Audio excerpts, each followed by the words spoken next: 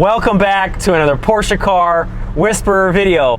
My name is Mason Gilchrist, and have you guys ever wondered why the ignition is on the left-hand side in a Porsche? Well, today you're gonna find out. Let's get into it.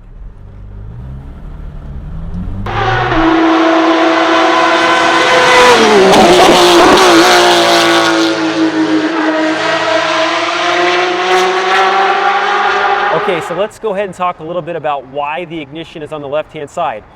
Well, we can't do that without talking about the infamous 24 Hours of Le Mans. Now, the 24 Hours of Le Mans started in 1923. The racers would start on the one side of the pit wall and they would run all the way across, hop in their car, and off they went. Now, Porsche found that by being able to put the ignition on the left-hand side, you're able to press the clutch in, put your car into first with your right hand, and turn the ignition on all in one fall swoop. They found that that was able to shave just a couple tenths of a second off of being able to start and get out in front of the race very, very early.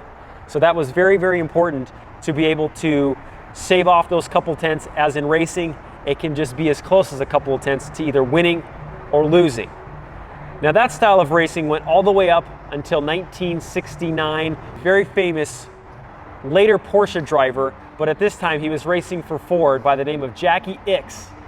He decided as protest to walk across the pit lane and then start his car while everyone else was running.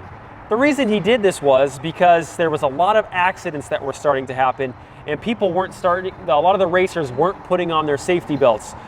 And as you know, at the beginning of a lot of the races are very, very close and people are really tight. So a lot of accidents were happening. So Jacky X decided he was just gonna walk across the pit lane, start his car, and at that time he was racing a GT40.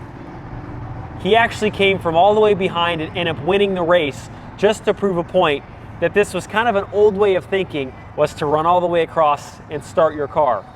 In 1970, the 24 Hour of Le Mans actually started with everyone inside of their car, starting and then just accelerating as quick as they can at the start. That was the final year.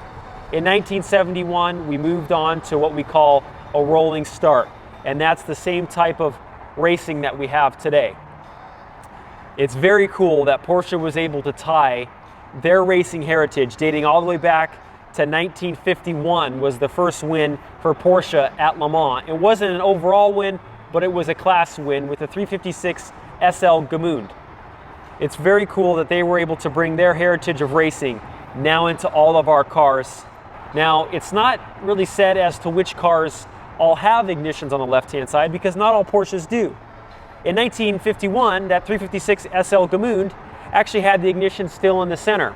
And we don't really know at what point Porsche started making all the ignitions on the left-hand side, with the exception of some of the transaxle cars had parts that we were able to take from Volkswagen, and that's rumored as to why the ignition is on the right-hand side in those vehicles. If any of you happen to know when the ignition started being on the left-hand side consistently, if you want to go ahead and put it down in the comments below, I'd be very interested to find out, because through all my research and all the Porsche files I've gone through, I was not able to find when Porsche started doing it consistently, as there are some models of 356 that have it on the right and some that have it on the left, some even being the same model. For example, the Porsche 356 SL Gemünd. You can find some of the cars have it in the center, and there's others that will still have it on the left-hand side. So there's really no consistency from Porsche as to when they started doing that. But what's so cool is that they're still doing it today, all the way up to the 2020 Taycan. Yes, the 2020 Taycan doesn't really race, but it's just part of the brand heritage and how closely related Porsche is with their motorsport heritage, that they're still keeping it on the left-hand side, and that's the way it'll always be.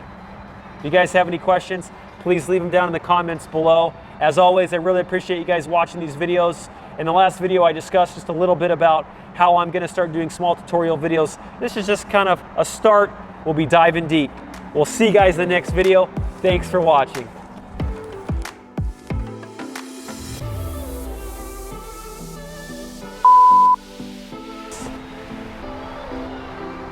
Hold on. Gotta restart that. I gotta think my train of thought. Okay. with the exception of some of the transaxle until later in the 40s. But back in the 1925, the ignition was on. No, is there somebody back? Oh, Bunny. Sorry. Okay. Oh, we can't do that without talking about the infamous. Messed up there. Oh. Okay, so let's. We're going.